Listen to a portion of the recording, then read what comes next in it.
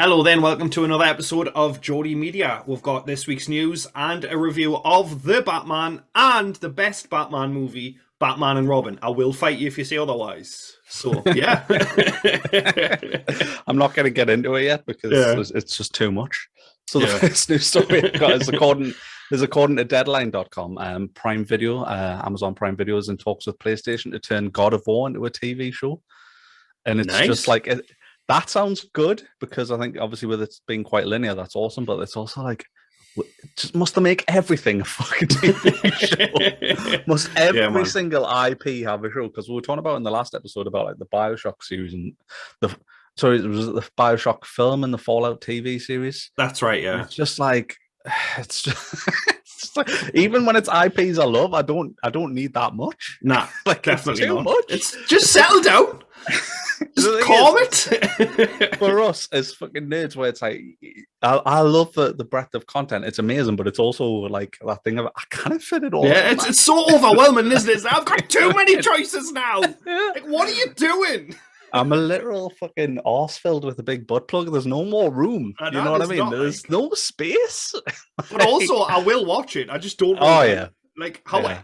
I mean, if they're looking for someone to play Kratos, like, I'm down. I'll shave my head. Do you know what I mean? I'll say bowling. Yeah. I'll put red on my face. You know what I mean? Dad bought a ball. Let's go. Yeah, let's do it. I mean, I'm pale already. Do you know what I mean? So let's go. Yeah, your beard's a bit too ginger, though. You've got that northeast of England ginger beard thing going on, which is what I have when I grow a beard. It just goes too ginger. I'll dye it. Like, I don't mind. You'd have to dye it and dye it. Oh, that's where I draw the line. You see, like that. No, I could eat less. No. Yeah, I mean, I'm just gonna do it. I'm just gonna do a Batfleck on the reshoots of the Justice League. I notice he's like more bloated and wearing padding. Yeah, that's me. I'm just wearing a padded God of War suit. Well, that's when you stop the rides, isn't it? And it just turns all back to fat. It's all water and fat, yeah. I mean, great, that's fine, but also at the same time, like, joking aside, there is a lot of stuff coming out that I already don't have time for. Do you know what I mean? I had to watch Cobra Kai all in one day because I just couldn't fit it in. You just wanted to watch it all in one day. You've watched it about 6 times. I have. I've only watched it one. I only watched the new series once so far, but I've watched the whole thing twice or whatever because I watched it all and then I was getting excited about season 4 coming, and then Lottie was like, "Well, I'll just watch one episode and see if I like it." And then she was like, "All right, well, I'll watch it all." Yeah, like loves it as well. It's good. So then I had to watch all of it again to get back there, but it was fine because I've forgotten it all anyway. Yeah. I think that's my problem as well, is I just forget stuff. If I watch something once, it doesn't stay with us. No. Like bits of it do, but the majority does. Yeah, man. But yeah, I mean, joking aside, I love that show, and I'll watch it all the time. Like, I could go and watch it again from the start and still be entertained thoroughly the whole time. It's such a good show. So in the same vein, The Walking Dead's doing another spin-off. Oh, no? I mean, we were just complaining about too much content. Well, I joked on... was it Maggie and Negan? Yeah, I joked on Twitter, like, maybe they're just saying this, so on the last episode, they'll just kill them all, and everyone will be like, oh my god, this... But obviously not, because fucking money. Yeah. But at the same time, who wants another Walking Dead show? I mean, I made a joke, I was like, all your favourite characters and Maggie, because, I mean, nobody likes Maggie, do you know what I mean? But they're going to do it because of money, but at the same time, like, just don't. Yeah. There's enough. I mean, there's 4 or 5 Walking Dead TV shows now. Mm-hmm. Do you know what I mean? It's ridiculous. The only thing I like about this is the name, the fact that's called Isle of the Dead. Obviously, that's like a callback to the original of the Dead films. So, like, I like that it's called Isle of the Dead. That's it. That's the only thing where I was like, oh, that's cool. And then I was instantly like, I don't want to watch that. Yeah. I mean, the show's garbage, but it's got a cool name. Yeah. I love Negan, but... Maggie, he killed Maggie's husband, right? Spoilers for 7 years ago or whatever. How could you? That one guy. Yeah, I'm just on season 2. That one guy who hasn't watched that, but for some reason listening to this podcast. That one guy. Yeah, that one guy. Who is that guy? Yeah, thanks, Guy. But he's actually called Guy as well. Sweet Guy podcasts. Yeah, Guy podcasts. But yeah, no, I didn't want it. I don't want any more Walking Dead. I'm hate watching it. I'm getting to the point now where I'll literally watch it and I'm just like, why am I still watching it? And then I'm like, well, I'll see it again next week. And I don't know why. It's just because I've sunk so much time into it. I just want to see them all get bitten or dead, or like everyone's like, oh no, this character's going to die. I'm like, please do. Like, let's just get it on. Yes, please. Yeah? Give me something. So now Daryl and Carol are safe. They're not going to die. And Negan and Maggie. Spoilers. Yeah, spoilers. Like, how just doing me. It's just, I think we covered it before. It's just become formulaic and just not interesting. I think it's a bit like a soap opera. It's like, if you're fine watching it for the rest of your life, then you'll just get that. You'll just get more of that. Yeah. But it's never going to be like mind-blowingly fantastic. Nope. So the next bit of news is gaming news, which is the most egregious bit of gaming news for me personally, which is like quite annoying. Is they've obviously announced the pricing for the GTA 5 next gen update. Yeah. But I don't know if you've seen, like, so they're going to charge it at a discount for 3 months. Yeah. So it's really good deal on PlayStation. It's £8.75 in the UK, which is amazing. For some reason, though, it's double the price on Xbox. Did you know that? Yeah. What's that? That's it's 17 something. I just don't. Wow. Yeah, I don't get that at all. I mean, I don't think they should be charging for this at all. Like, genuinely, it should be an upgrade. It's like you're charging like console gamers for 60 frames a second. Like, that's literally what you're charging them for. It's ridiculous. It's like they made billions. They still make $1 billion, at least a couple of billion every year on GTA Online. So GTA Online is also, I didn't know this. I thought GTA Online was going free, but that's also temporarily free. So GTA Online is free, right? But if you've got to claim it within the next 3 months. Oh, for Christ's sake! And then that will go to a paid amount. But why? Which obviously won't be as much. But what I would say to people is, but why exactly? Yeah. But what I would say to people is, claim GTA Online and then don't buy GTA 5, because let's be honest, you've probably already played GTA 5. You've probably already completed it. You could play GTA Online in a private lobby and you have the entire map to drive around and experience the new graphics and 60 frames a second and everything for free. So I would say just claim GTA Online and like really don't spend any money. I love the GTA 5 story as well. Like, so it's like, that's not like coming from a hater or anything. Like, I've completed that. I bought it on PS3, Xbox 360, PS4, and fucking Xbox One. Like, I love the game. I love the story mode. I'm not really interested in online. You know what I mean? I was good. There wasn't story DLC or anything. But yeah, I've played it I've completed the whole story like 5 or 6 times, and it's like, this is ridiculous. I also bought it on PC. It's like, I don't know why. Even that £8, like, just pissed us right off. I'm like, £8 though, and then double for Xbox players. I mean, the last podcast we thought it was full price, so I will say, obviously, our mistake, and it is better, but at the same time, it's going to go up to £40 in 3 months' time. Do you know what I mean? So it's like a sneak like drop. They'll drop it on the 13th, which is a Sunday, right? Which is a weird day for a game to drop. It's usually Tuesday or Friday. And there will be people who don't see it. So in 3 months' time, someone will be like, oh, £40. Oh, but I want to play the story again, and then buy it. This is why it's took 12 years to get Grand Theft Auto 6, because it'll be about that. By the time it comes out, if not longer. I get it because it's money, and who doesn't like money? But at the same time, like, it's a big screw you to the fans of Grand Theft Auto. I feel like, well, I was saying this, and I think when we were talking about the pricing last time, and like how Rockstar is kind of Rockstar in name and name alone. You know what I mean? Like, kind of everyone that like made those franchises gone, and it's starting to hit that point for me where it's like, it doesn't feel like that's a studio for me anymore. A bit like DICE, like obviously DICE with Battlefield being an absolute shambles. Nobody from that team pretty much is like, nobody from the original team pretty much is left. There's like a handful of the original team left. Because I mean, obviously people aren't going to stay in the same role necessarily for 20 years or whatever. Well, no. But it's like, when the heart of the franchise disappears and then the quality takes a quite noticeable dip as well, I'm like, maybe these aren't for me anymore. Yeah, that's it. I say that and I'll fucking buy GTA 6 on fucking launch like an idiot. Yeah, probably. I mean, I say it about like Call of Duty all the time, but I was playing Warzone yesterday on my PlayStation. I was like, I wonder what it's like to play Warzone on solo, and I just got murked. I was like, oh, bad. But I still went and played it. You know what I mean? I know. Yeah. I mean, I haven't played it for a couple of months because, like, of the whole Battlefield being shit, and then I was just sick of COD. I just stepped away from shooters for a bit, but now I'm at that point where I'm like so close to reinstalling it. I'm so close. I'm like, do I get sucked back into like that? You know what I mean? Yeah, well, that's but part of us is like trying to hold out for a PlayStation because I'm like, do I buy? I want to play Elden Ring, but like apparently it's not amazing on PC.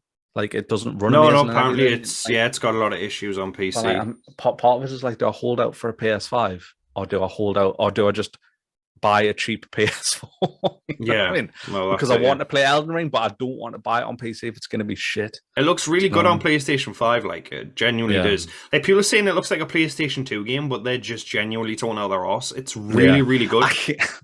I mean, it's a bit of a meme when you go, wow, Nintendo 64 graphics and PS2 graphics, but that's because you have no concept of what that is if it's not right in front of you. So like if I think of Nintendo 64, if I think of GoldenEye, in my mind it's like full 4K. Yeah. In my mind's eye, it looks amazing. And then you see it and you go, oh wow, that looks like arse. It's like we're talking about that the rumor of GoldenEye coming back, and it's like the idea of like, yeah, it sounds class on paper, but then when you actually play it, you're probably like, oh, this is terrible. Yeah, this is not very good. This is a product of its time and not in a good way. Well, that's it. But fuck Rockstar, essentially, yes. Essentially, yes. Do it. So from one fucking piece of shitty gaming news to the worst company on the planet now, Activision, who obviously have been accrued by Microsoft. But they're just on a downward spiral of bad news currently. You know, there's the whole fucking Bobby Kotick saga in general.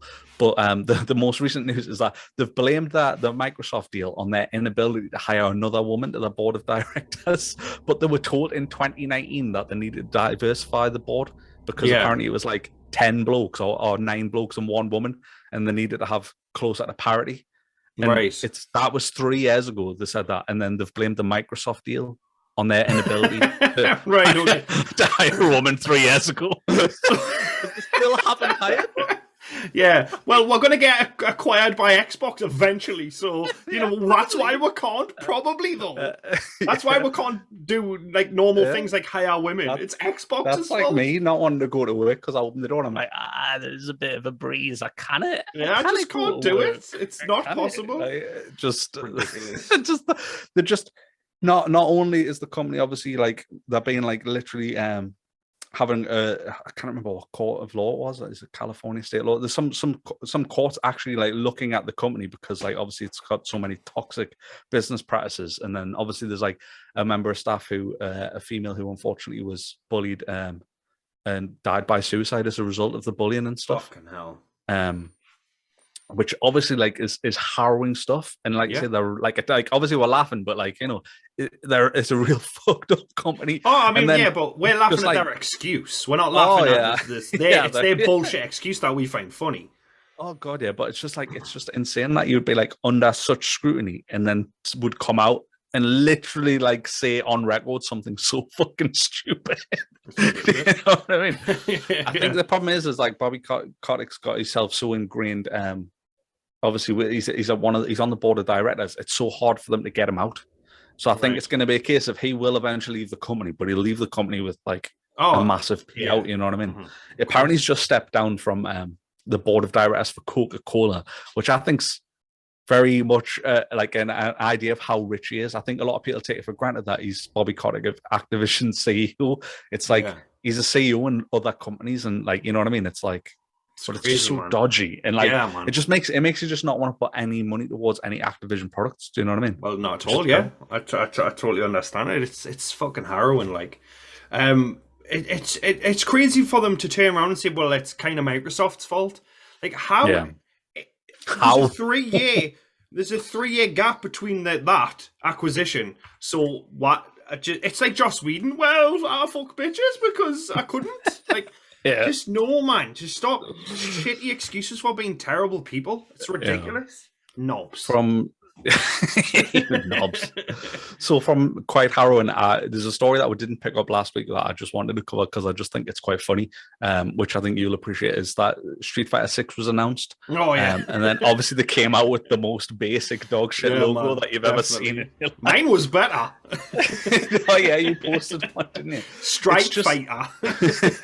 It's just so, I can't believe it. It's like obviously it's like bare minimum Photoshop package. Like, it's I just don't. like people are like, oh, it's a placeholder, but you're like, surely the placeholder he would just still have put the classic Street Fighter logo and then just wrote even just wrote that classic Street Fighter and wrote any fucking 6 next to it. Well, that's it. Yeah, I mean, the Capcom announcement, everyone was like, "Oh, it's Resident Evil. It's this." It's because obviously Capcom's more known for Resident Evil, in my opinion, anyway.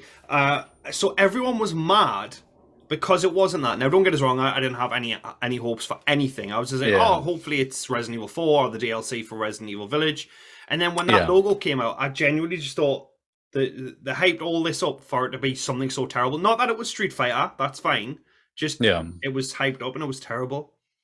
It's so fucking disappointing. What did you think of the trailer? Because the bless you. Sorry. What did you think of the trailer? Like the trailer where like obviously like Ryu's hench as fuck and everyone's kicking off about his junk because they're just like, what?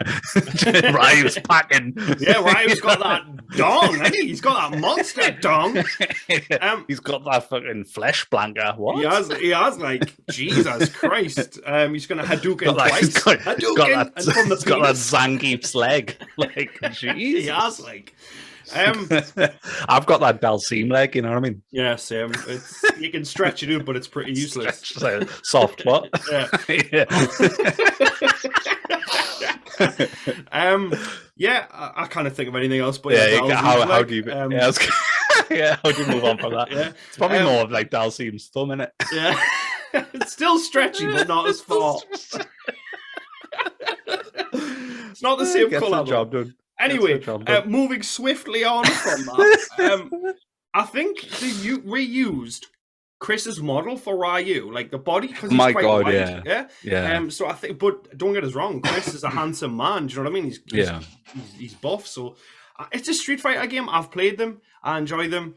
I'll play it. I won't buy it brand new. I'll just get it when it's cheap or on sale, and I'll play it for like a day and then never touch it again. So I mean, I'm not their target audience. Yeah. So I just really don't care. It's just like, all right, cool. He's packing some meat, and I'll kick people in the face as Ken. I'm not a big fighting game fan. I mean, obviously I enjoyed it in my youth and stuff, like on the Super Nintendo back in the day and that, but not really bothered about them now. I do think that the art style that was it when they jumped to 4, I think it was. I do like that art style. I do think it's cool and stuff, but meh. Next bit of news is the rumors of PlayStation's rival to Game Pass. They're calling it Project Spartacus. Oh, yes. I'm excited. They're talking about like they're talking about the tiers for that, the tier system, saying that there's like an essential tier and a premium tier. Yeah, that's the one thing I'm not excited about. I'm not excited about that at all. Like, do it like Game Pass, $9.99 or whatever it is, $11.99 or whatever it is, and give away everything in that one subscription. And I'll pay, give it online, great, all the games. Like, I want to play Resident Evil, the OG Resident Evils and the OG Silent Hills on the PlayStation 5. And I know people are like, oh, why did you get a PlayStation 5? I want to play old games. Well, kiss me, Dalzim thumb. Like, gamers can game. Do you know what I mean? They can do what they want, and you don't come at me because I want to play old games on my new console. It's just, I think that's, I don't want to play. I think we've talked about it before. Is you want everything preserved. I want to play all of the old games on the new consoles. Well, I think that's mental that people don't want to do that. Yeah, I don't understand it at all. So I think the 3 different tiers are ridiculous because the tier that's most expensive is the one where you get the classic PlayStation games. Yeah, I think basically it should be kind of. I think they should actually undercut Xbox. I think they should go. They should undercut or match at least. Yeah? They should at least match, but I would agree undercut. Undercut them by £2, and you're going to get a load of people. Like, I know a lot of casual gamers who have Game Pass, and it's that's all they have. They never buy any games; they just play Game Pass. So if you can get someone to buy a PlayStation 5 for their Spartacus Pass, or whatever you want to call it, that's a terrible name, by the way. And it's £2 cheaper. Like, it's a friggin' deal. Do you know what I mean? Yeah, absolutely. It's for me. It's more.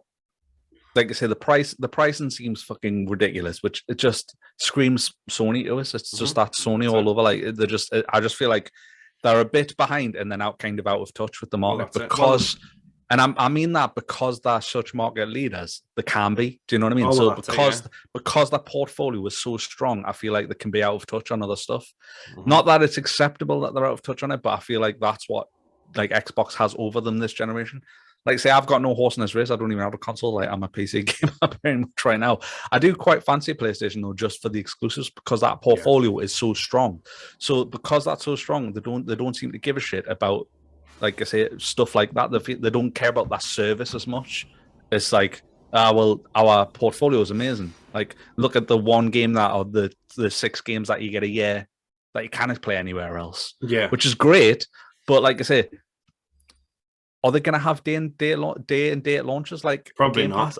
I can't see them doing that because they make so much from their single player endeavors. Like, could you imagine if Horizon was like day and date, how much money players like lose out on? Whereas Microsoft would take that hit to try and get you into their ecosystem. Do you know what I mean? That's it. Yeah. Oh yeah, I agree. I definitely. I mean, shows you the company's it's crazy different stances. because that slogan or logo or whatever it's called is for the players, but they're so out of touch with the actual players. They're clueless. They just think, oh well, we've got exclusive games. We'll drop this game. They'll lap it up and then we'll move on. And I mean, yeah, in a way that is kind of true. But for them to turn around and say, well, it's going to be £20 a month for a couple of all their games, like I think that's crazy. I really do. I mean, I know it's going to include that PlayStation Now, like the streaming service, so I presume it's going to immediately have that back catalog. But I haven't been on that for a long time. So, like, can you download those games, or do you have to stream them? Do you know? You can download PlayStation 4 games, and PlayStation 3 games, but PlayStation 2 and PlayStation 1 you've got to stream. But you can't take, like, do you know how people record videos? You can't record the videos in the Share Factory on the games that are streamed, which so it's like, well, you can pay for this, but you can't use the footage as you see fit, which is because Share Factory is amazing for indie like YouTubers who don't have a lot of money, and they can. I mean, PlayStation 5 you can get it up to 4K now. I think I'm not 100% sure. And I know a few people who are actually doing that for their YouTube channels and stuff. But yeah, it's crazy that again they're so out of touch with that it's just download only. And I mean it's their games, it's their Sony Studio games, so why can't they just be downloaded? Do you know what I mean? It's just it's like you said though, it's the, like I say, it's the antithesis to the slogan for the players. It does feel like that they're not. No. In similar news though, regarding Game Pass, Valve have said, like owners of Steam have said that they're open to Game Pass coming to Steam. Because a lot of people have a problem with, I myself am the same. Like right now on my dashboard, I've got 6 different launchers for games. Oh yeah, it's crazy. You know what I mean? And it's like, you don't like, is that now about 7? About 7 different launchers for games. You know what I mean? Like obviously it's not that I don't like it's. I normally don't have an issue with the other launcher as much as I just don't want to have to open another launcher, because having multiple launchers open as well, and then you close them, like obviously they haven't closed properly. Yeah. So they're still open in the background. So like I literally have taskbar pinned to me fucking actual bar taskbar essentially, because I open it all the time to close stuff that hasn't closed because it's using bandwidth in the background, or it started an update that I didn't ask it to. And do you know what I mean? So the less launches you can have, the fucking better. So if I didn't need anything Xbox related and it was just all condensed into Steam, that would be perfect. Yeah, do you know what I mean? Yeah. And obviously there's so many people already on Steam, but I mean that's them obviously saying yes, we're open to it coming. But like, Xbox isn't necessarily going to put it on because do they really want to steer people away from their ecosystem and their store and stuff like that? You know what I mean? Yeah. But it's interesting nonetheless. It is. Oh yeah, for sure. And then the last bit of gaming news that I've got is PS5 sales are apparently almost twice as strong as the Xbox Series X according to an analysis. Yeah. So it's 17 million to 10 million currently. Oh, friggin' hell. Which is massive. And apparently the largest portion of the Xbox Series games are Series S's, because obviously they're easier to get your hands on. Well, I mean, they're currently in stores. Like you can literally get a Series S whenever you wanted, really. Yeah, I do think it's a great console, though, personally. And I think the deal that you can get, which is Xbox All Access, I think it's called. Like that way you pay £20 a month and you get Xbox Game Pass Ultimate and you get a Series S for £20 a month. I think that's such a fucking good deal. Yeah, it's really good, man. Like that's like, if you're a casual gamer, £20 a month to pay to get a new console and like 100 games that change, and that it's not like the shit games, they're really good games. The only people I think who look down on Game Pass is someone who games so much that they've played all of those games. So I've played most of the games on Game Pass before they come to Game Pass, or like the ones that I personally think are worth playing. I've normally played them, but I still think it's the deal of a century. Yeah, I mean? For sure. Yeah. But some people do look down on it and go, well, I don't want to play those. They're shit games, blah, blah, blah. And it's like, they're not shit games. It's just the games you've probably already played if you're hardcore. But if you're casual, it's perfect. Oh, it is. It's unreal. Like, I think the reason PlayStation's selling well is, of course, they're exclusive. But it's the cooler console to have, I think, because a lot of people have mentioned it. Like, they're like, oh, I've got a PlayStation 5. Why? Oh, because it's the best console. Yeah, why? And then because it is, do you know what I mean? It's like the equivalent of like when kids were like at school in the 60s and one kid had a leather jacket. So leather jacket sales went up because they wanted to be as cool as this other kid. So they're all wearing leather jackets. Do you know what I mean? Yeah, it's the like, iPhone, isn't it? Everyone gets the iPhone. It's the cool like console to have. So people get it and be like, oh, well, I'm just watching Netflix because I didn't like the exclusives. Do you know what I mean? Whereas, don't get us wrong, I've got PlayStation 5 and I've got an Xbox Series S. And I never, ever touch the Series S because the Game Pass for me is like... It's for casual gamers. It's redundant. It's redundant for someone who plays as much as you. Yeah. Well, whereas when like Fable and State of Decay drop, I will go back to my Xbox. Yeah. I've got it there for when something is that good is there for me to play. When someone new drops. Yeah. Well, that's it. Yeah. So I mean, it's funny you say that about the coolness. Sorry, it's funny you say that though about the coolness because I seen a post on Twitter last week or something, and it was adverts from the 90s, like from like old magazines. Yeah, and it was like, oh, do you remember these adverts for PlayStation and stuff? And it was just showing you pictures of just like, you know, in a magazine, an advert would be a full page, you know, and it would just be a full page advert for PlayStation. And that's what I thought of. It was like, it was adverts from 95 or 96 or something. And I was just like, that's all I've always thought. I was like, yeah, Sony, that marketing for PlayStation is cool. Yeah. Mm-hmm. You know what I mean? It was just cool. Like I wanted a PlayStation because it was cool. I knew, especially back then when functionality meant nothing to people. Do you know what I mean? Like you were telling someone that was 64-bit or 32-bit or whatever, and people didn't know what that meant. No. Do you know what I mean? And I think that's like, because we were all casual then because gaming was so fresh. Yeah. So it's like, it was definitely the cool factor because Xbox right out the gate did not come out cool. Like the original Xbox looked bulky and horrendous, like the big Xbox, ugly as fuck. Great console, ugly as sin though. Well, do you know what I mean? Every one of the PS2, you know what I mean? Well, that's it. Every console, as well for Xbox, is confusing because I've had people who game. I know someone who's got an Xbox One who's like, "What's this new Xbox?" I was like, "It's the Xbox Series X," but I've got the Xbox One X. Is it the same? No. It's like, well. Whereas PlayStation 1 to 5, do you know what I mean? You know what you're getting. It's an I tell you what, like it's confused. It's one of those things. It's been talked about like a million times, but that was such a shitty hill to die on. To be like, we're going to be stubborn and go with this. Like, it's still today. You could probably, I can guarantee you could look at probably either one of our previous episodes, which you should do because we're on Spotify. And iTunes, and iTunes now. Oh, fancy! As of last night, whoop whoop. Let's go.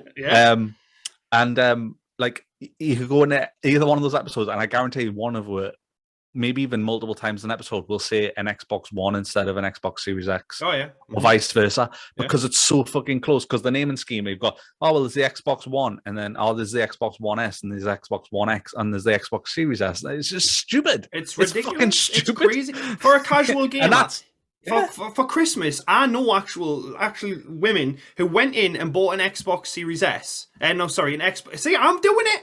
An Xbox One S. Thinking it was the new console, and it's not. And they got their kids for Christmas, and it's because they just don't know. It needs to be labeled a lot easier than it is. Like kids got PlayStation 5s because it was the new one and you knew it. But people are going in like, "Can I have this?" You do know it's not the new one. Oh no! It's because of the names, and it was literally because they didn't want to bring the Xbox 360 out when it was PlayStation 3 because they didn't want it to sound like it was less than the PlayStation 3. Yeah. And it's just it's just stupid, man. They need to change the names, and they need it was just terrible. It was just terrible name. I mean, it was originally called Project Scorpio, and Scorpio was such a cooler name. It should have called it the Scorpio and then called the S something similar, but like a different, you know what I mean? The Scorpio and whatever, I don't know, Sagittarius or something. Like, you know what I mean? Like the Libra.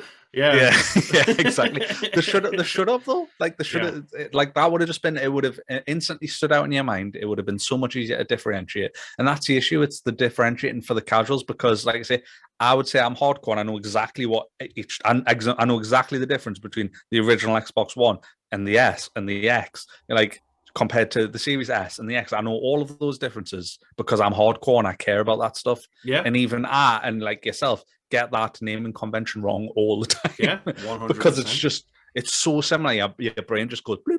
It's all the same. You're trying to say this. You're trying to say the same shit. Well, I don't think it helped the Series S in particular. Is the Series S at a glance, like even the box and everything, it looks like a 1S. Mm-hmm.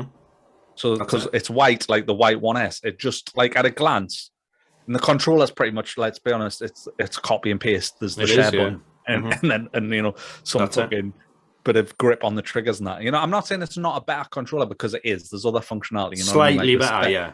Slightly better latency response between the console and stuff like that. Great, whatever ain't broke, don't fix it. But like, my God, that naming convention, such a shithill for them to tie on. It is like, really I think that's probably hampered some of the sales as well. Do you know what I mean? Because of that convention, like the issue with that. And yeah, definitely. Well, anyway, we should move on probably to our movies because we're watching. I from last week, you'd watched the Batman and your Sterling review. I was like, fuck, I'm going to go and watch the Batman. Yeah. So we should talk about the Batman first, and then we'll talk about the movie that we decided to review, which is also a Batman. Yeah. Batman dies! So, I mean, we should go. This is going to be spoiler filled, especially regarding the Batman, because I want to talk about it. So, I think fucking spoiler alert. Spoiler alert. I think we should briefly go over it, spoiler free if possible, which we won't be able to, but still. And like, just get basically the premise of the film. Batman is in his second year of doing Batman stuff. He's Batmaning about being the Batman, and he's just a proper Batman, right? Yeah. And then a serial killer who isn't the Batman does the Riddler stuff, and the Batman needs to find him with the help of Jim Gordon, who is not the Batman. So that's it. Now we'll talk spoilers. How fucking good's that first 20 minutes though? Mate. One second though. You say words. You say things. I need to go and get the trailer now and just have that description play over the top of the trailer. It's just amazing. Yeah, man, he's Batman. And he's in his second year of Batman, and so he's really Batman. Batman is? But he's on the ground Batman. But yeah, man, like the sound design for that film, like I think we should try and go through it like in order out of the shit that happens, but we won't because we're just both crazy. We'll just be like, this bit though. Do you know what I mean? I'm too ADHD for that, so like, absolutely.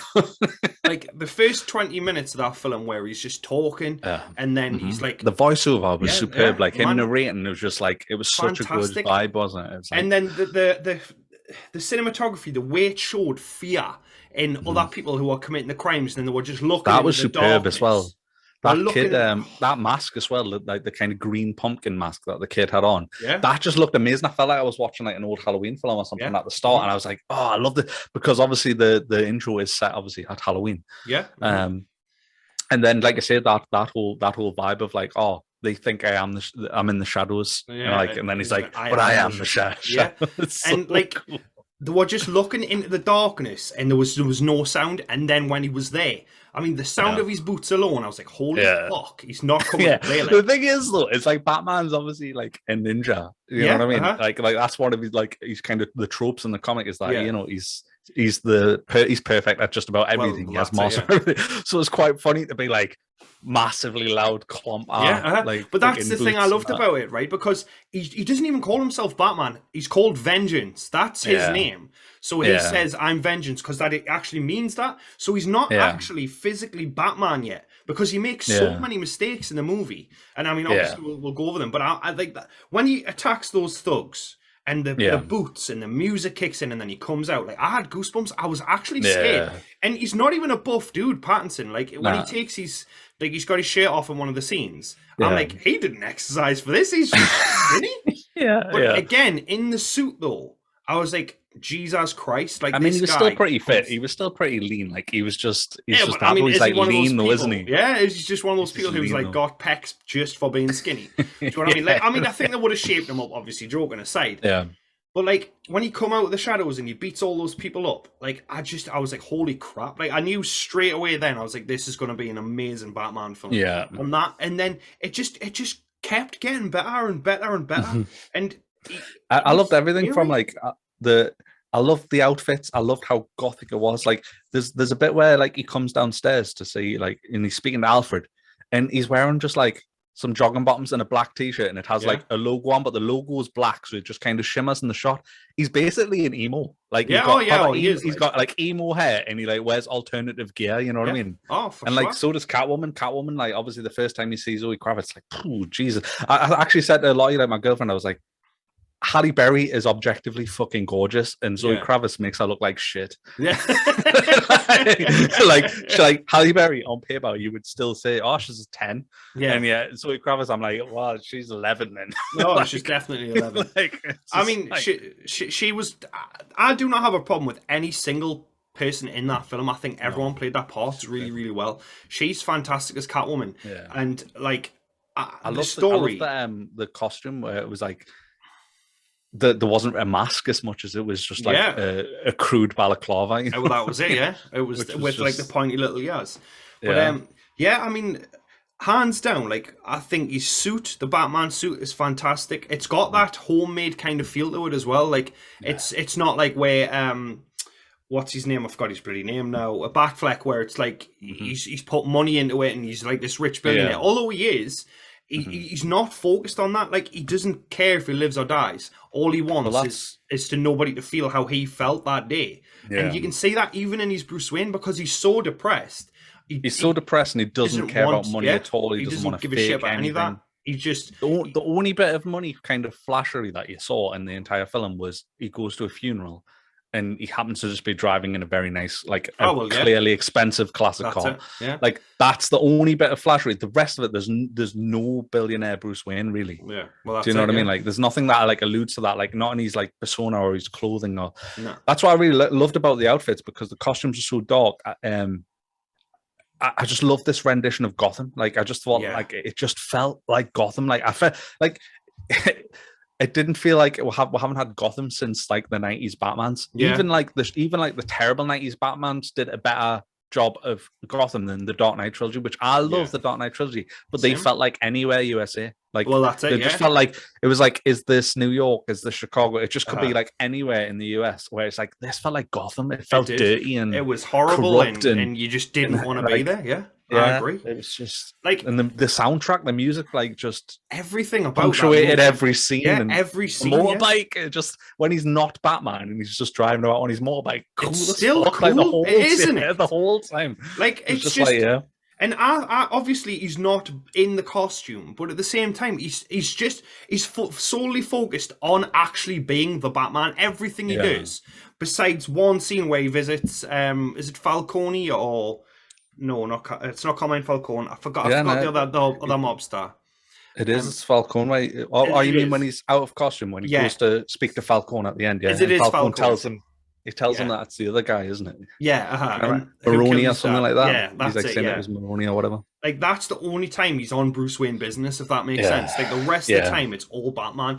And I think having a good villain like the Riddler makes the Batman even better, because like I don't know if this is true, but when I left the cinema I was like, this is the first time that the villain actually won, because he did, because he executed his plan perfectly. He got every step of the plan worked, whereas I've seen a post that like wrapped it up quite nicely. It's like he probably has the highest death count of any Batman film in cinema history, like because obviously spoilers, like obviously this is all spoilers, but like when he floods the city, it's just like, how many people must have died then? You know what I mean? Yeah. Well, the scenes where you're just saying people taking away, I didn't think it would happen. No. Like I thought when he caught him, it was game over. I thought he knew he was, because he kept going Bruce Wayne. I thought, he fucking knows, but he didn't. He's the only one who got away. I didn't even believe it. I didn't even believe it when the explosions start happening. I thought this is a dream sequence or something. Yeah. Like I was like, he's gonna wake up and he's like, no, I got him, sort of thing. Like and it was like, no, it's happening. Yeah, man. And like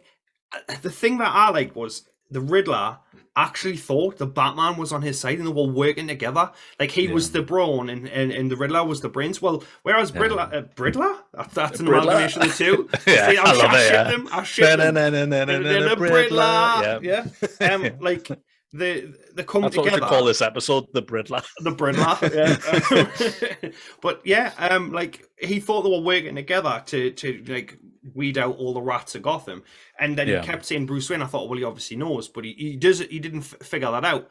And again, I think that's good, because with like the Spider-Man movies, like everybody knew he was Spider-Man straight away, and it's just like, well, there's no mystery there. He's got nothing to protect if everybody knows. Do you know what I mean? Yeah. So I like that nobody knows yet. I mean, obviously down the line in Batman 9 or whatever, people are going to know, but it's his secret. That was the thing I felt afterwards. Afterwards, obviously, I felt like this was amazing, blah blah blah. Like, you know, like the normal kind of feelings of this was like, I feel like finally it's a really fucking good Batman. Like, I was like, oh, finally a really good like well, I say really good, a fucking brilliant Batman. I was like, oh wow, I really like. I had no hopes for Robert Pattinson. You know what I mean? Like, I really just like thought, until obviously last week when you told us, like, I literally was like, I don't know.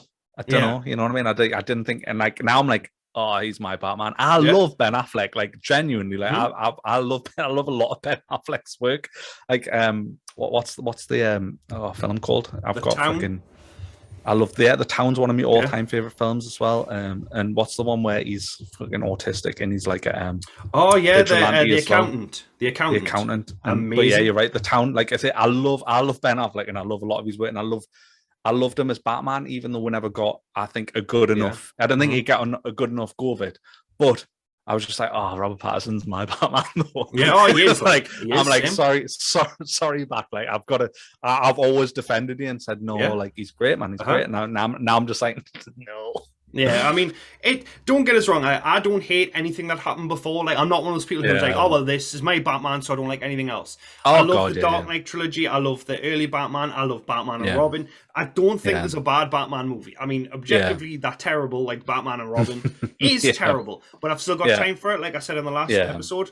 But Robert Pattinson, he just embodied everything about the Batman. Like, everyone's argument is, well, he wasn't Playboy Bruce Wayne, but he's not there yet. He's in year 2 of the Batman, and he's solely focused on that. I mean, like, you know yourself, when you get fixated on something, that's all you want to do, and that's all he wanted to do. He just wanted to be the Batman. He slept through the day. He literally became the Batman. He had to wear glasses through the day because it was so bright. You know what I mean? He says, doesn't he? He's like saying, I've become a night owl. Like, because I've been doing nights for 2 years. Well, he has. True. And one of the biggest things I love about it is he makes mistakes, because we'll always get, like in Batman Begins, he pretty much never made any mistakes. In the Dark Knight, the same. In Dark Knight Rises, every Batman, they're like, with Batman Begins aside, that peak Batman in every one, so they're that perfect machine. Whereas Robert Pattinson's Batman, he gets shot a lot. You know what I mean? Obviously, he's wearing the bulletproof stuff, and he just runs at them. But he's like a Terminator in that respect. Like, he just doesn't care about himself enough. He just wants to put the bad guys down. And I love that. Like, when he does the wingsuit and he falls. And, I love that as well. I love that. Like, it felt like such more of a practical Batman than that's it. Like a fantastical Batman, which was great. Like when they use, like, is it a disused building they use where the bat signal is? I think so, yeah. You know, like, I don't think it's the top of Gotham PD. It's not. Yeah, it's definitely not, because the police are like against them on this. So it's like this kind of derelict building. And there's a scene where I think it's near the end when he like literally runs down the side, like basically attaches a bit of rope and just runs down the side of the building. And I like that, because in another Batman game, he would either just disappear. Or sorry, not a Batman game, a Batman film or game, but he would disappear, or he would glide off. You know I mean? Well, that's it. And like I say, the scene with the wingsuit. Once again, he fucks up as well. So not only is the wingsuit badass as fuck, but it was practical, because it was like, oh, he puts a wingsuit on and like leaves with a wingsuit. He doesn't just glide away with his cape. But then obviously he fucks up the landing, because he pulls his parachute and it gets caught under a bridge, and it has a brutal landing. And then you kind of see him like walk away, hobble away, fuck, I'm fucked. You know what I mean? Man. Like, well, you would be fucked. Definitely. You know And that's one of the things I like about it, because I you know, like, origin stories. I know, like, obviously seeing his parents get shot is played out, but I love an origin story. The fact that he's learning to be Batman, I'd love it. Like, if we got a TV show of the Batman, and it was like the first year when he was making loads of mistakes and stuff like that. Like, I would love that. I always have loved that kind of thing. Like with the Flash, I love the Flash show the first season because again he's learning and he's making mistakes and stuff, and I think that makes them more human and you care about them more. Whereas like I would like to see like some of the practical like building of some of the things that he needs. So I'd like him to like have a situation where he could have done with a wingsuit, but he didn't have one, so he had to do something else to get out of the situation. Yeah. And he goes, "I need a wingsuit." Yeah, so he's learning all the time. Yeah, like he doesn't have the grappling hook yet, and he's like, "I could do with a grappling hook." Yeah, like definitely. That would be great to get out of this situation. So 100%. Then you see him create it and like, you know what I mean? Because we've had like in the Dark Knight trilogy, we've had like montages of him building stuff, like montages of him making batarangs and stuff. You know what I mean? But it'd be cool to say like a bit more like why do you need a batarang? Yeah, well that's it. Yeah, well that's it. So like what situation is causing it to go? I could do with some of these on. Yeah, hand. Well that's it. Yeah, exactly. You know what I mean? Not rather than like I've already got my bat shark repellent. I've got it ready at the go. Like you want to see him get eaten by a shark nearly? Do you know what I mean? Yeah. Then, like, well, I want to see him lose a leg first and be like, I should get it. some bat shark repellent. Bat shark get my leg back. Yeah, but it just grows back. It grows a new leg. The one thing that made me laugh in the cinema, and now it's obviously not a funny film, but Wayne Tower is shaped like the bat cowl. Have you noticed? No, I didn't know. Like Wayne Tower, it's got like like that. Oh, that's hilarious. I was like, I would know Bruce Wayne as Batman immediately, simply for the fact that I was like, wait a minute, that looks a lot like Batman's cowl. Do you know what I mean? And I laughed, and obviously people would have been like, why is he laughing? It was just a shot of a building, but to me, I was just like, that's ridiculous, man. Like of all the seriousness, that one thing, I was like, nah, that's a bit silly. But overall, man, it's my favorite Batman film, and I can't wait. It's coming to HBO Max or something in like 40 days. So I'm So in 40 days' time, I'm gonna watch it again. I'm gonna VPN it and watch it again and sit. So the bit that I have to talk about that like blew me mind. Yeah. Which I don't know why it did, but is the first scene with the car. So when you finally say the Batmobile's like a bit away from him, and it's like maybe 100 meters away from Penguin, and it starts revving, and obviously it has like a big fucking flame exhaust, but you don't see the exhaust first of all, but the exhaust's obviously lit up, so there's just like a blue light emitting from the back of the Batmobile front on, and I just remember like getting chills, and then that whole thing, like I was watching it in the IMAX screen as well, so like the seats were vibrating and everything, and it was just like, I don't know how to describe it. It's just like pure dopamine. It was just like, oh, that's the I was stuff. just like, I like sat up and I was just like, oh my god, this is it. And then just like obviously the sound of it and the crackling of the exhaust and everything. And what I loved about it as well is because like in terms of comics, I haven't read a lot of the comics. Like I've read like a lot of the classics, like Killing Joke and stuff like that. Yeah, but I did read quite a lot of Year One of Nightwing. Because one of the things I liked about Nightwing, much like Sony PlayStations, I thought Nightwing's really cool. Yeah. One of the things that he does is obviously he's the Batman of Bloodhaven, which is just a different town, an alternate Gotham essentially. His Batmobile, he was just like, well, can it look like the Batmobile? He's like, I want it to be a powerful car that's a Batmobile on everything kind of but appearance. Yeah. I want it to be a car that someone doesn't look at twice. Yeah.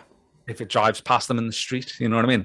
And I felt like that's what this Batmobile was. It was like, it's just a muscle car. Well, that's it, yeah. And like for me, it's like possibly my favorite Batmobile since the Tumbler. You know what I mean? Yeah. Like, it was just like, it's nothing ridiculous. There's nothing Bat-esque about it. It's just a badass fucking car. I think obviously, as he progresses, I think it will evolve and change. But I do think, again, for the Batman he is, it's so cool. Like him moving around on the bike, was so badass. Like even out of the suit, it was. And the introduction of the car, it was like a monster. The car, like it was like it was like it was alive itself, and it was quite scary. And I think it was great. But Penguin as well. Colin Farrell, he acted himself into that role. Like if I hadn't have known beforehand, I wouldn't have known it was him. Like I didn't know it was Colin Farrell until you'd said that last week. Like I'd obviously seen the trailer and stuff, and I didn't know he was in it. Yeah. Oh yeah. I hadn't looked into it that much, and then, like I say, obviously going in, I was the same as you. I knew that because you told us, and I was just like, "Holy fuck!" Yeah, like it's so just good. Just the nightclub scene and everything when he's like holding him up and trying to get information out of him and stuff, and he's like playing dumb and that. Just superb. And then, just like I say, the whole car chase scene. Yeah. Colin Farrell's brilliant in it. Like when he thinks he's yeah. killed him, when he thinks he's died, and he's like laughing. He's like, "I've got you, you fucking nutter," or somebody calls him a maniac or something. Yeah, that's like, it. Yeah. It's just like that was brilliant. And then like I'm being like tied up at the end, left to waddle, the kid, and he's waddling away because the penguin as well. So it's like it works on many levels. Like that scene, like I mean, it's in the trailer, isn't it? That scene where Penguin's upside down in the car and he's just walking towards him, the cape's flowing, there's fire. Yeah, just epic, man. It was so wonderfully shot. And the music really that accompanies it is just, it's perfect. For me, it is a what's perfect hilarious Batman movie. I went on my PC last night and Spotify was down, but I'd literally went on specifically to find the soundtrack. So I haven't listened to the soundtrack yet. But I'm going to. I just haven't been back on yet. But because Spotify was down, the pricks. Yeah. But yeah, like there was I can't remember the song, but I think it might have been a Nirvana song. There's like a song or something cover in the of a way Nirvana or something. song. Yeah, and it was just like I'm just like, oh, I have to have that song. I mean, it's just like it's really good, man. I've listened to the whole soundtrack that's available on YouTube, and it just gets you in the mood to do Batman stuff. Do you know what I mean? I was like grappling around my bedroom and stuff. Well, just I'm so like obviously I'm ADHD, and it's so easy to imprint something onto us. So like if I get excited about so like I've watched that and I'm like, I'm only wearing black and grey from now on. Never any other colour. I'm actually wearing black and grey. You know, I'm like, I'm never wearing anything but dark colours for like. Yeah, that's it. Just going to be emo as fuck. I'm so close. I'm so close to cutting my hair. You know what I mean? I'm just like, can I have the Bruce Wayne, please? Yeah, can I do the Bruce Wayne look, please? Yeah, man. Oh, you know what I mean? Amazing. I'll have the eternally unfuckable look, please. And yeah, like, that's it. You already have that, sir. Please leave. Well, okay. £10. Like, well, but you didn't do anything. I didn't need to. You know what I mean? I'm still going to charge you though because you brought that into me. So yeah. But yeah, I seen a post where someone said like this Batman definitely is not fucked, which is like, it was like someone was like, this Batman's definitely a virgin, and it was like, because like they were talking about obviously the way he reacted to being kissed and stuff like that. Yeah. But it's also like you say, because he's so focused as well, it's actually quite believable that he would be. Because, 100%. Would not be. He doesn't care about himself. No, he cares more about ridding the city of crime. And I think, he's not spent any time on himself other than like the training. Like he was trained, and Matt Reeves confirmed it. Like, it's just training from Alfred. That's all he's had. So he's not like the ninja, like Ra's al Ghul and stuff like that, and what have you.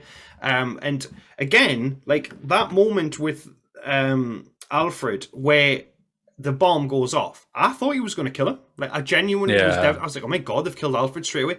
And don't get us wrong, I don't think it was bad that they didn't. But that's the type of movie they made where I believe anybody's expendable. Obviously, of course, from the Batman, because it's a Batman movie, every single person's expendable. And I was like, oh my god. And then that moment of realization where he's like, I love Alfred. He was like, I'm going to lose him. He's like, oh my god. And then in the hospital, he's like, I love you. That and was he held his hand. I was like, oh my god, like he's actually starting to become a little bit more human and realizing he doesn't have, like, he hasn't lost everything. He's still got him. Yeah. And like that led really well into the end where like he's got the flare and he's leading all the people out. Like, to me, that's where you become the Batman. He was no longer vengeance. Like, it was literally a baptism when he cut that wire and he goes into the water and he comes out anew. He's still going to beat the shit out of these villains, but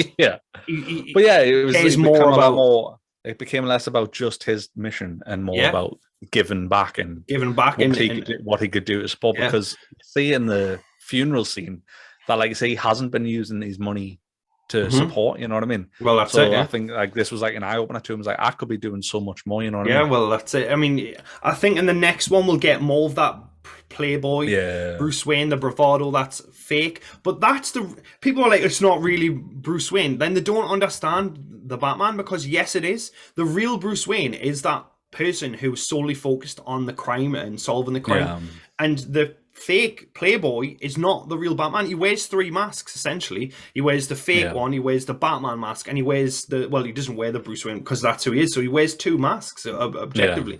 And I think a lot of people didn't understand that. I mean, I'm a massive Batman fan. I have been from years. I've read a lot of the stuff that they've done because I just love the Batman.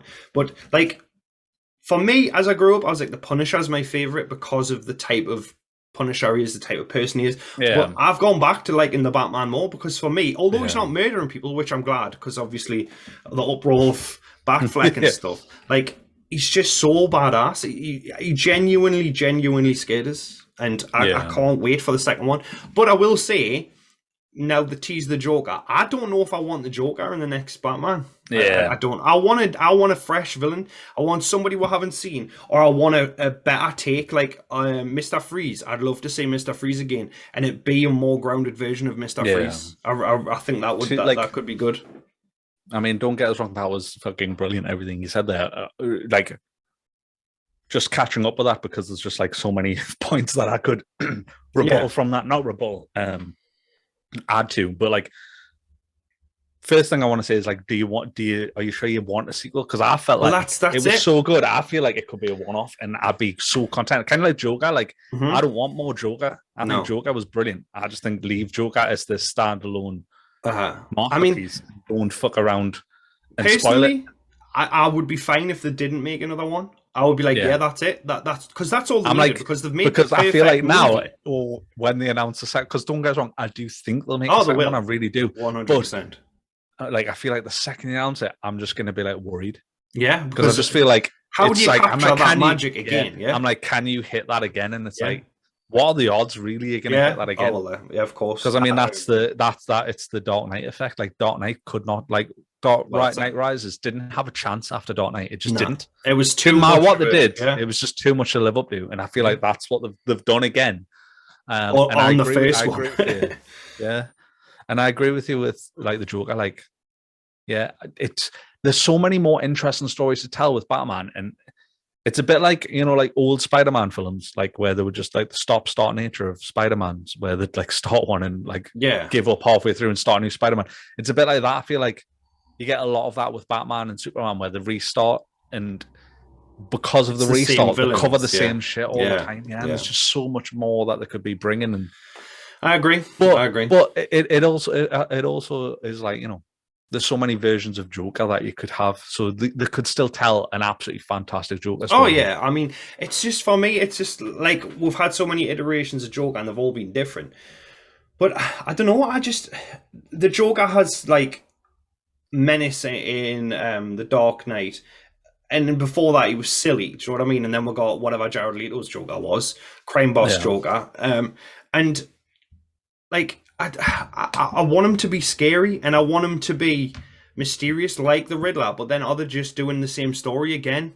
Do you know what I mean? So if I had a choice, I would say, probably just leave it.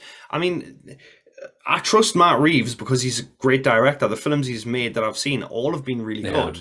But I mean, as a standalone Batman film, I think it's fantastic. I genuinely want to watch it again. I can't wait. Do you know what I really thought of at the end as well was... because obviously the city's like mostly flooded, you know what I mean? Like half the city's flooded, and like, you know, they were like alluding to like that the criminals were like going to start overtaking the city. Yeah. So they were kind of like, you know, like an Arkham game where it's like the criminals are really running wild, like the city's locked off kind of thing. Yeah. So it's just like, and like obviously you see like Penguin in his tower and stuff like that. It's kind of like, well, the city's free for the taking, and there's going to be lots of looting and stuff, and like half the city's submerged. All I thought was this would make such a fucking good Arkham game. Yeah. Because it's such a much more interesting take on the city now, because it's the way you'd have to maneuver around the city. You couldn't use the Batmobile in all aspects. Like, that was one of the things I thought was weird, was how submerged the city was. But then Catwoman was like, right, I'm off on my motorbike, and I'm like, where? Yeah. Like, I thought everything's submerged. You know what I mean? Like, how are you getting out? Yeah. Like how are you just going to drive and leave the city? No problem. Because if that's the case, there wouldn't be people stranded, would there? There would just be. But I suppose it's like some parts of the city. But I just thought it'd be such a fucking good video game. Like, definitely. Yeah. Like there's that upcoming Gotham Knights game, isn't there? Which was announced like 2 years ago. I've got zero hype for it. Like, really, I'm not excited. But it's weird because it's so coincidental that I decided I was going to see Batman like 2 days ago or whatever, and I was like, book the tickets, and then I thought of Gotham Knights. I was like, oh, I haven't watched that gameplay trailer in ages. It's like class. I'll give it a watch again. So I just watched the trailer because I just like I think it's a really impressive trailer. Yeah. Like it's shockingly low frame rate. It's like 30 frames a second, which annoyed us. But in 4K, it's beautiful or whatever. And just like I would love obviously a co-op Batman game, even though you're not playing as Batman. Obviously, you're playing as the Bat family and stuff. Yeah. But like I watched the trailer, I was like, cool. And then the next day, I forgot to mention it in gaming news actually. But the next day, there's like rumors that a playtest's been leaked. So like somebody has been on Steam, and they must be friends with like a developer or something, and they've seen a developer playing the game. So they're like saying the fact that it's in testing must mean it's like not that far away. Yeah, because that was meant to come out last year, I think. I think it was. Yeah. I mean, I'll play it, but it's not like an Arkham game where I'll be like, well, day one I'm going to get that, because it's like more RPG, and do you know what I mean? Like there's going to be bad guys that you've got to hit 1,000 times. Yeah, and that just does not appeal to me. Yeah, but I don't like level game. Like, but yeah, the Batman overall is 10 out of 10 for me. Like it's the perfect Batman. It's what I needed, and I'm glad I got it. And I would pay to see it in the cinemas again easily. I do think the last thing we should quickly cover on it is, because we didn't cover enough, is just Paul Damo's performance and the monologue in the prison was just fucking superb. Yeah, like he was one of those ones where I remember when like it came out that he was the Riddler. Like I think my girlfriend was like, I don't want to know who the Riddler is, and I was like, that's not a reveal, really. Like, who he is. But then when I obviously found out who it was, I was like, oh, I'm not sure that was going to be like. I wasn't like blown away. Yeah, but then she made a good point where it was like, well, do you not remember him in Prisoners? Yeah. With what's his name? The guy who plays Logan. Name's escaping us. Oh my god, Hugh Jackman.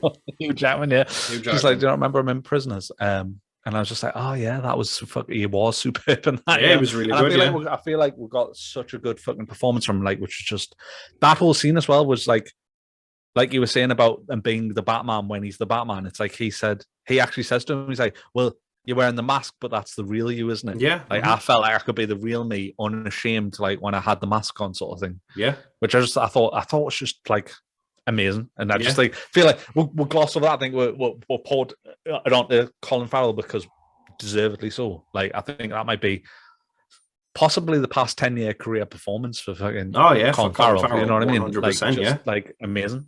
But yeah, same. Just superb, perfect casting for the Riddler. 100%. I love that it was like I say, it was almost like a crime thriller.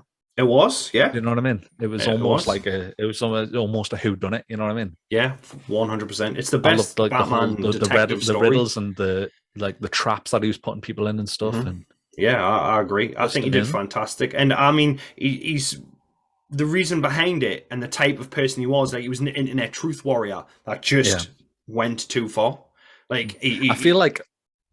Yeah, sorry. Yes, you were saying that. You went too far, like, because you get people online who are like, "This is it's conspiracy," and they talk about it, and they've got like a following and stuff, like flat earthers and stuff like that. He's like that. He's like a flat earther, but like he's willing to kill to get his point across. And like obviously those people did him wrong, and I understand all that, and that's fine. But it made him a more believable villain because he had this like group, and it was only like 500 people, but it just goes to show. It just showed you, those 500 what can be people, done with what few, can be done with because like people say, "Oh, I've got a YouTube channel with 500 subscribers." Like, oh, it's just 500 subscribers. But if it was a YouTube channel in regards to like inciting violence, do you know what I mean? That's 500 people who are willing to do harm. Gather those 500 people in any place. Well, that's it. Yeah, enact whatever, like it's which is what he managed to do. It was just like 100%. I think it was really good. Yeah. But what I was going to say was like I almost think that even if you weren't a fan of Batman, but you loved crime thrillers, you'd still get quite a lot out. I think you'd get a lot out of this film, even as a non-Batman fan. Yeah, I agree. With this Batman being so much like the only bit, like I said previously, like it's so based in reality. The only bit where I was like, that's kind of silly, was in the car chase when the ramp dropped at the exact moment that he needed to drive over the ramp. Yeah. Outside of that one thing, there was not really anything where I was like, this is insanely over the top. Like, don't get us wrong, I'll agree that there's points where you go, all right, he probably wouldn't have done this. He probably wouldn't have survived. Like, one guy's not really going to beat up, 50 guys or whatever. Yeah. But outside of the realms of like what you'd get in your average thriller and stuff like that, that was the only scene I'd go, that was a little bit silly. The rest was so based in reality. Yeah. Now, there's one thing I want to touch on before we'll move on to the best Batman film ever. Do you know one last thing? Yeah, one last thing. Do you know, it's just such a good film. Like, things come back to us. Do you know at the start where he beats up all them goons? And then there's that one kid in the half face paint. Yeah. And he runs off terrified. Yeah. Is that the same person at the end? Do you know when he beats him after he's like used the port thing? It's either venom or it's adrenaline or something. And then he beats that person up and then he pulls the mask off and he says, "Who are you?" He's like, "I'm Vengeance." Is that the same person? Because if it is, that's really good, man. I don't know who that was. Like, yeah. I didn't understand who that was. I'm gonna have to go back and watch it again because the kid was really scared at the start. Yeah.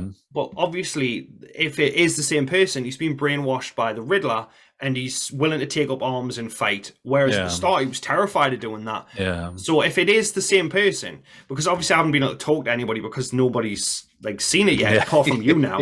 Like, if it is that, I think that's genius. I really do. Yeah, I never thought. I didn't know who that was. Like, I remember I'm like pulling the mask off, and he was looking. He's like, "I'm Vengeance." And I'm like, "Who is that?" And I'm looking at him and going, "Who is that?" Yeah, I just didn't. I didn't figure that out. But that would have been such like long-term storytelling. It would have been amazing. Yeah. Amazing. But yeah, fantastic Batman film. And then we'll also watch another Batman film, didn't we? And for a normal film review, which is where we watch something a bit ridiculous. Yeah. Because we were talking about the Batman last week, we're like, let's watch the greatest Batman film ever. Yeah, Batman and Robin. Robin. Oh, it's good. Like it's good. It's brilliant, but it's terrible. Oh, it's terrible. It's worse than I remember as well. Yeah. Oh, yeah. It is. Like it's basically up there with Mario. It is. Mario. It's basically, look, you can buy this as a toy. That's the movie. Do you know what I mean? Like Lottie said, because I was watching it with the missus, and it's like the final fight scene or whatever. That all of a sudden are just all wearing different costumes. So all of a sudden, Batman, Robin, and Batgirl are now in like silver and black. Yeah, just like why are they in silver and black? And I said, I reckon it's to sell another set of toys. It is because they were like, we'll have to stop Freeze, but they had time to go home and change though. Yeah, and what was it? Even more, it was like not only did they have time to change in a fucking instant, but it was just like they'd also like Robin and Batgirl their masks covered hardly any of their eyes, so they wore a lot of eyeshadow. Yeah. So on the new suits, because they were silver, they had like glittery, silvery eyeshadow. So exactly. So like, they had time to reapply makeup. Fucking glitter on as well. Like, this is more your color, Robin. Yeah. It's just mental. Oh, that's me money box just fell off. Sorry. Is that a euphemism or no? That's me money box. Yeah. Are you a robot? And I've just your coin slot just opened. My coin slot just opened. Yeah. A lot of money in there. Nearly broke me toe. That really hurt. Why do you have a money box on your desk? It's underneath my desk, and I just kicking it. I just moved it, and it just dropped on my toe, and it's throbbing like. But I'm gonna go on like a chump. I'm like Daniel LaRusso at the end of the Karate Kid. I'll continue. Still, why do you have a money box under your desk? You're still a fucking psycho. What?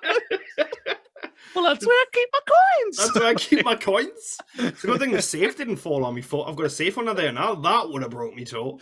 Anyway, I'm just getting these. All right, forget the podcast. Let's just play what the hell fuck's under Paul's desk. What else? I'll give you 5 points if you can tell us 3 things under my desk. But yeah, that's hurt. But yeah, moving on. You're not used to safe as a footrest? No, you're fucking weirdos then. Batman, George Clooney as Batman was paid less than Terminator Arnold Schwarzenegger because obviously he was the bigger name. So he's like top billed. And I will say that Arnie had a lot of fun with this movie and I really liked it. But why is every single line, and I'm not just talking about Mr. Freeze, every single character, bar Alfred, is all a quote. It's all a line. It's all everything. Yeah, everything is. Do you know what I mean? It's just nobody talks like that in real life. What are you playing at? Why is every suit in that film except Uma Thurman's got nipples? Oh, I know. And she even says that in the film, you know. She's like, I do love an anatomically correct bat suit. And then strokes the nipple. I'm like, gee, this is a movie? So obviously the bat nipples and Robin's got nipples. That's a given. Also, like, you've got pretty, like, Robin and Batman have very detailed ass. Like, it really gets up in that cheeks. Oh, it is like. Whereas Batgirl's is, like, smooth. But, like, Batgirl's does have nipples. They're just not pronounced. So what she has is she's got like, it looks like they're covered by a bra. Yeah. But they're still quite clear nipples. Because I said this a lot. I was like, why has she got nipples? She hasn't just got bras. And I was like, no, like, look. I was like, they've still put like, as if, like you've put a top on and your nipples are cutting through. Yeah. But I'm like, but you're talking this is like, what, 1 inch or more rubber? I'm like, Alicia Silverstone's nipples aren't cutting through the batsuit, through the rubber. That's the suit. Yeah. And then what's hilarious about that, though, is when she finds the Batcave, Alfred's like, yeah, I knew you'd find the Batcave, so I made you a suit. So he's made a fucking suit with nipples for his granddaughter? What the fuck? It's like, no wonder you're fucking dying in bed, you pervert. Oh, he's definitely a weird dude. Like, he's definitely a weird dude. Like, what this batsuit needs is nips, and I'm talking big cookie ones now. Like, I think we should go over the top with it.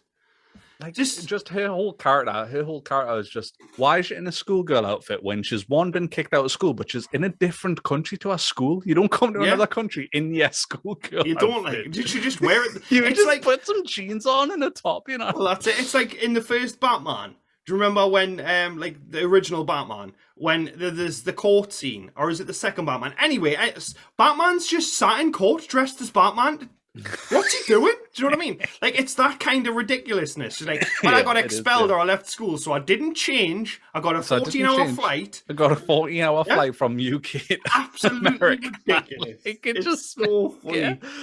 Oh my god. I just don't understand why it was like, all right, I get it, she can ride motorbikes, and the only thing we know that she can fight is because she literally flipped Robin over once. Yeah. But now it's like, she's like, and then her granddad's just like, yeah, well, I know you're gonna be Batgirl anyway, so he has have a nipple suit and go have go a wild. nip suit and go fight giant blokes. You'll be fine. Yeah, exactly. Gee, for me, the best part, and it's not even any of the ridiculousness. It's like she's like, I've saved up money for Alfred, and like because he hasn't lived a life, and like Robin's like, but no, man, let us keep me slave. Like, I don't want him to go.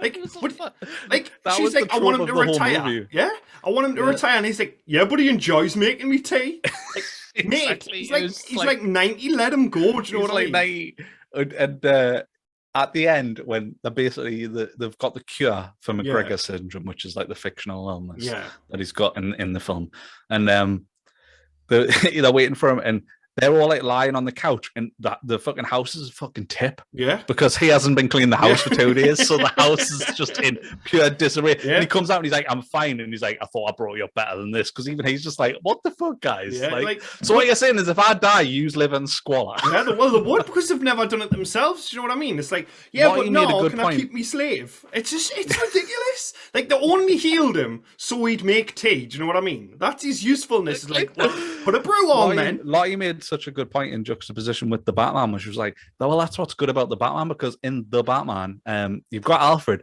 but there's other workers in the mansion. So there's like a lady who she calls, who's like, there's other servants essentially. Yeah, who work there because she's like, essentially, but she's like, because one bloke could not maintain a mansion. No, not. This is like Alfred could not. just I don't care if he's ex-army or whatever. It's just like it would be a fucking 16-hour day every single day. Well, that's it. Yeah, and he's got to fit time into sewing fucking rubber nipples. Like exactly, it's just not enough hours in the day. No wonder he got McGregor syndrome. His immune system would have been terrible. He probably injected it himself. He wanted probably out. He needed a breakaway. He needed those 3 days lie down just to recover. What I like is though what she's done effectively is she's come in, said she wanted to take him out of the situation, found out that that she could be Batgirl instead, and has now just added an extra person to his fucking workload. Yeah, that's it. So not only is he not retiring, but now he's got to clean up after her. He's got a third person to look after. So yeah, just let us keep me slave. Like how just increased my workload by 50%. Ridiculous. Like thanks. Everything about that film was just basically let's sell some toys. And even George Clooney was like afterwards, this is the worst film I've ever made. Yeah. He knew even before seeing it, he was like, this is going to haunt me for the rest of my life. And rightly so. I must say though, it was so ripe for toys. So everything, I just remember like watching it going, God, that would have been a great toy. That would have been like, obviously just Mr. Freeze's suit had nipples on. He had basically like ice. Noticed. So like a lot you noticed the nipples. I noticed that he had like ice tits, so there's like big panels that show his like ice boobs, but then underneath there is actually circles for his ice nips. Christ. Everything just has nipples in that. Everything's like, all it's nips just, and it's just, it should have been called Batman and Nips. Yeah, it like, should, that would have been more accurate representation. Oh, for sure. And yeah, like the butt cheeks, they're all right in there. Like that's a right Batman in there. do that. Like, but it's hilarious though because Batgirls, I mean, and rightly so, Batgirls is completely flat basically. Yeah, because they're not trying to objectify her, but then yeah, they give her but the I big mean, nipples. but then they still give her the nips. They're just the nips are cutting through the fake bat bra that's like been drawn on the front, but they're still like peeking through. You know what I mean? Yeah, like it's I still designed this for you. It's like, still a Rachel from Friends situation where you're okay, yeah. It's definitely done on purpose. That was like Friends. Like, well, people will watch it. But God, yeah. Like, and we did. What? We did. Like, Alfred was a big perv. I bet he was sitting there with his McGregor syndrome. Like, you put that on. He made a simulation of himself just to watch her get changed. That's what he did. I am a simulation. Yeah, but why are you touching yourself? Why did you simulate penis? He was hoping he was going to die before he got caught, you know? Yeah, well, that's it, yeah. It's like, I'm a simulation, though. Yeah, but I can hear you breathing really heavily. I can see your penis. But yeah, it's a very weird film. And, like, I watched it in 2 parts because I fell asleep last night. So I watched it this morning on the bus, like, taking Lily to school. Like, I'd love that somebody might have seen you on the bus watching Batman and Robin. Why are you watching that? Fucking weird. Yeah, what a weird guy. But, yeah, man, it's just... It's stupid and it's silly, and it is basically to sell toys, and I understand that, and I still do have time for it, even though it is terrible. Like, I'll probably watch it again in 10 years. I don't think we have had bad Batman movies, but I don't think they're unwatchable. Whereas the Mario film, I would rather lose a hand than watch that again.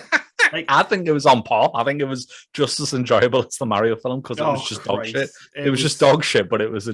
But like I was saying though, it was a good representation of Gotham, although there was a lot of unnecessary like kind of UV coloring. Yeah, like there was that like group of guys who were all like UV painted and stuff like that, and there was a lot of that. But like it was very much Gotham. You know what I mean? This isn't anywhere else. This is Gotham. You know what I mean? Yeah. So that was the only positive I could say in terms of like set design and stuff. But like the costumes were just ridiculous. Terrible. Poison Ivy had like a lot of costume changes, but hers were like the most tame, I think, which was good. Oh yeah, for someone who's like more sexualized, her costumes weren't as like nip heavy as others, and and although Bane is in the comics one of the smartest and strongest villains, I like this Bane simply because I just think he's vacant, and I don't think he knows what's going on. But every time somebody says something, he'll just repeat the last line. Like when he repeats it, there's a bit where he's putting bombs down. He's just going bomb.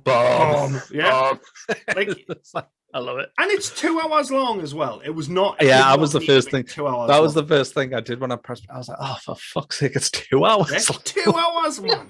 Whereas the Batman's 3 hours, and I'm like, yes, please, I want more of that. This, I was like, I thought it was like a brisk minute. My pro tip for the Batman is get a small drink, like, because you'll need the toilet for the majority of the movie. Otherwise, I went twice. I had to go twice. I'm getting old now, man. I bought a giant fucking drink. You know what I mean? I drank a coffee before I went for like breakfast, basically, and then I ate cinema food, and I got a big fucking drink, and I'm just like. Halfway through the film, I dusted the big drink, and I was like, no wonder. Like, so my pro tip is like, if you really want to watch it all, just don't drink before. Yeah, just go in and dehydrate if you wouldn't want to miss anything. Yeah, I had to go twice. Like, I had a water infection a couple of months back, and it's just knocked us. So now when I have like a thimble of tea, I have to go to the toilet straight away. Well, you are an old man now. I am getting old. But, this is the old man podcast now. I had a water infection. Back in the day, it hurts when I stand up and accidentally kick my foot safe. Oh, that really hurt, man. It really did. I think I may have broken. Actually, it was your coin jar or something, wasn't it? It's like a key thing. You open it up and put money in. I've got quite a bit in there, you know, so it's broken me foot. Well, I know where it is now. It's dead easy to break in now. Shit. I shouldn't have said no. I should have just ignored the fact that it fell and not said anything. But just be like, did you hear that? No. Yeah, not at all. What was that? Nothing. So the other thing I did like was like some of the sets were like inspired. They were shite, but they were inspired, which was like the museum being frozen at the start, like the frozen museum, which led to them fighting a bunch of like the hockey team from hell. Yeah. Like that was pretty inspired. It was such a dog shit entrance though, from like to break through the roof and then skateboard kind of grind down the spine of the Brontosaurus statue. It's just like, not only that though, but like he flew through the air, like hands out, and like did like a flying kick. And all you could see was just like how much the badass is just like all up in there. Oh yeah, definitely. That's all you could see. Like that's. I think they put the badass in there so deflect from the terrible stunt work. So... I think they bought those suits from like some sort of like gimp suit place, and then just was like, we can put a bat logo on these. Oh yeah, definitely. I feel like they were already sculpted. Like I mean, the bat nips. In fairness, this wasn't the first movie to do it. It was the one beforehand. But this one is known for the bat nips. Do you know what I mean? Mm-hmm. And I'm pretty sure it was the one beforehand that had the nipples on the bat. Like, absolutely ridiculous, man. I don't understand. I think it's just because this film's even more ridiculous than Forever, and Forever's pretty out there. You know what I mean? But this is just like, part of us was like, oh, I should watch Forever first. But I thought if I watch Forever first, my mind will just amalgamate them all into one film, and I'll differentiate. Oh, for sure. You know what I mean? For sure. Because it was just like, but it's just the effect obviously was shite. Like a lot 100%. Of the effects did not hold up at all. No. Well, it was weird because there was moments where it was practical effects, and then there was other moments where it was quite clearly just shit. Yeah. CGI and stuff. Like when Robin's frozen and they put him in like an ice bath, and he basically lasers the ice bath to heat it up. It's just like, just boiled him really. Yeah, he would have drowned or boiled. It was ridiculous because the water's turned red now. So for it have turned red, how hot must he's definitely going to be melted. Like definitely. You know what I mean? It was just. But then there was bits where like Poison Ivy had like a plant, and she was like, it was like a mutant plant in the jar, and that was a practical effect. You know what I mean? Yeah, so like that looked quite good. That held up stuff like that held up quite well. Yeah. But then, the thing I don't get, when she gets beaten up by Batwoman, I can't remember which one it is.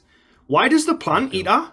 It's her plant. It's her plant. No, don't eat this. It punches out a plant. Yeah, I think it's just like I'll eat this. I think it's just like meant to be like kind of a wild animal, like if you're but like she was lying in it beforehand, like when she was trying to kill Robin. But I think like if you're with like say a wild animal, like you know, like when they have like a trained tiger. Yeah. So like if you've got a trained tiger, it'll be chill as fuck with you. But like if you tripped over and shown us a moment of weakness, then it would pounce on you. Like, I'm having that. Yeah, it would kill you because that's what happens a lot. So I think maybe it was kind of like that. It was kind of like, well, I'm poised right now. It's fine. We're on the same team. But because I'm in distress, it's going to take its chance. Yeah, well, that's I don't know why I'm defending this shit. I was going to say, like, what's wrong with you? Why, like, of all the hills, this is why. Of all the hills to die on, like, let's go. Like, let's go with the plants, mutant plants for the win. That's it. Yeah. I mean, every character was like so over the top, cartoony. Yeah. Every line was like a quip. It was just a mental. And Batman had a bat card. Where did he go for that? Yeah, like did he have to like whisper, "I'm really Bruce Wayne, but can you put Batman on it?" Yeah, you know what I mean? Like how did he get credit under a pseudonym of Batman? Well, that's it. Yeah. Just absolutely ridiculous. But going from the Batman to that, I was just like, why am I even watching this? You know what I mean? Like, I've seen cinema, and now I'm watching garbage. Just, it's so bad. The costume changes. It's the backstory of Mr. Freeze. So it's like Mr. Freeze before he's obviously blue. And he's just Arnold Schwarzenegger as a scientist, and he's literally got the same glasses on that he wears in Junior. In Junior, that's it. Yeah, so like when I see that from that movie, man. So like when I saw that, I was just like, oh, it just reminded us of Junior. I was like, I haven't seen Junior for years. I should watch that at some point. That's probably dog shit. Oh yeah, it'll be dog shit for sure. I'd watch that for the pod, like if you want.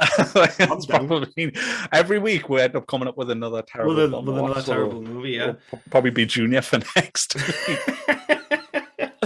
I noticed as well. There's a scene where you see Alicia Silverstone she stole one of Batman's bikes or Robin's bikes or whatever. Yeah. To go like do illegal racing, and there's all these gangs of like like different groups who are obviously all different gangs of races or whatever, and some of them are droogs from Clockwork Orange. Like they're literally wearing the I noticed from that. Yeah. Like, because in that scene, you see Coolio, who's like the race master or something. And I was just like, all right, but then it like pans to all these groups, and you've got your classic punks and whatever, and then it's just Droogs in the middle. Like, I'm like, that's a completely different franchise. So Droogs exist in Gotham, is that? Apparently so, yeah. It makes absolute no sense. Bit of the old ultra violence just in the middle. Well, that's it. In a kids' film, no less. Well, that's it. Well, the new what's it called? Space Jam. They didn't have Pepe Le Pew because he was like a bit of a player with the ladies and he's a bit rapey, which is fair enough. But they had the Droogs again. Like, they were literally rapists. What are you doing? What message are you sending? It's not okay to be a little bit rapey. Full rapists though, we'll have them in the background. That's the message they're sending. Like, how? Ridiculous. Fucking stupid. Yeah, we don't like people without conviction, you know what I mean? Pepe Le Pew's too flaky. Yeah, well, that's it. He's like, the Droogs know what they want to get it. What? We will do it. Well, let's get them in the movie then. Get them in there, so strange. Like such a still best line. What's your best line of the film? Do you have one? Just any of the puns, the quips from from Arnie. My favorite was Arnie saying that him and Poison Ivy will be the perfect team. They'll be like Adam and Evil. Like, what? I was just like, yes. Like, but he got over his wife so quick. He was like, yeah, the frozen tear. He cries and it freezes and disappears. And it's the shittest graphics ever. And then he's like, oh, no. Well, me and you'll get together because we'll be the only two people on the planet. I'm like, mate, you're doing all this to bring your wife back, and now she's dead. He's like, yeah, well, bit of ass. I'll take it. Just ridiculous. Yeah, like he said at the end, like when obviously it's like, we'll put you in Auckland, but you can work on your wife. You're like, but he's like, is a criminal, and he was gonna like kill loads of people, and he's froze loads of people and stuff, and destroyed, like, obviously caused millions worth of damage to the city and stuff like that. Like, why are you gonna let him just work on his wife? Yeah, well, exactly. Like crime does pay, apparently. Do you know what I mean? Yeah, apparently. Yeah, it does. And he's cellmates with Poison Ivy. They can't do that. I can't do that. Weird. And he's still wearing his suit at the end. He's still that was a bit rapey, wasn't it? Yeah, it was like just like a small woman in a big fucking bloke towering over, like, I'm gonna make your life live in hell. I'm like, oh god, live in hell. And you just hear like his suit, like the pants just drop off. You know what I mean? Yeah, you just hear the coins dropping. It's gonna go in cold, and it's gonna come out cold. Anyway, the Batman is great, and Batman and Robin is it's just not like, but no. Arnold Schwarzenegger steals it because it's Arnold Schwarzenegger, and this is the second time in his career he's played a villain, and obviously he's better in the Terminator, but in this, he was having fun, and he was there for 12 days. He was allowed to smoke cigars in the film. That's why there's a scene with him. He's and that whole scene where everything's frozen is like his cigars are like kind of whitey bluey. Yeah, he painted them white himself. It's like so it excused him from to smoking, but. He made everything. He was frozen, so he made everything about his personality be Christmas. Like, he was watching a Christmas movie. They were all dressed in Christmas clothes. Yeah. Like, I get that you're Mr. Freeze, but I mean, do you not just like watch normal TV? It's like, no, I just watch only stuff that has Frozen, and he would have loved Frozen. He would have, yeah. That was so stupid. I did like his dressing gown and his like polar bear slippers. Yeah, that was pretty 100, cool. Definitely. but yeah, that was so stupid. I think if it wasn't for Arnold Schwarzenegger, I don't think I'd watch that film ever again. Yeah, I watch it genuinely for him and the quiz. Yeah, I would say it's better than Mario, but like not by much. Like I would say, just by a little. I would like if we get. I think we'll give Mario 1 out of 10. I'd probably give this like a 3. Yeah. Simply for Arnold Schwarzenegger, I'd go for like a 4, maybe. You know, if I'm in the mood for Arnie and I don't want serious Arnie and I just want terrible, quippy Arnie, I would go with this film and give it a 4. Yeah. Like I said, the Batman is a cinematic masterpiece, and Batman and Robin is. If you haven't seen it, just don't watch it. Just don't. It was just such 2 hours. I was going to say it was such a weird bookend of the day because literally I watched basically 5 hours of Batman yesterday, and only 3 hours was good. Yeah, well, that's it. Right. That's right. I've the 3 hours were the 2 hours of Batman and Robin, and then the 3 hours like why? And I started watching it again. For the people who don't like the fact that Pattinson doesn't smile, all this Batman does in Batman Robin is smile. Even when Alfred's dying, it's like proper smiling. He's always smiling. What are you so happy for, you psychopath? Like, stop smiling. Yeah, he's like sat at his bedside and he's like... And he kisses him on the neck as well. Like, he hugs him and kisses him on the... He does, yeah. All right, mate, settle down. Like, I would understand like a forehead kiss, a little smackaroony, but like, yeah, but like, he literally, he's like Alfred's got a hickey, you know, in the shape of a bat. That would be on suck brand, the McGregor syndrome out, man.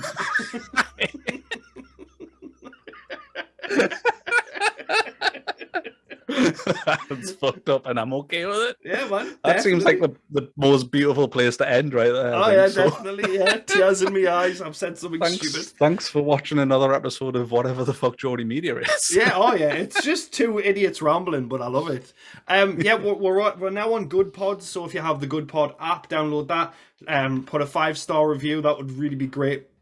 Because then we'll appear in the higher lists of the podcasts, and also we're on iTunes and Spotify. So yeah, we'll be on other places eventually soon. So yeah, just download them apps for now. Do you know what I mean? Just do thanks it, very man. much for the support. Yeah, thank you for the support. We really appreciate it, and we'll see you all again very soon for more the Geordie Media podcast or whatever this is.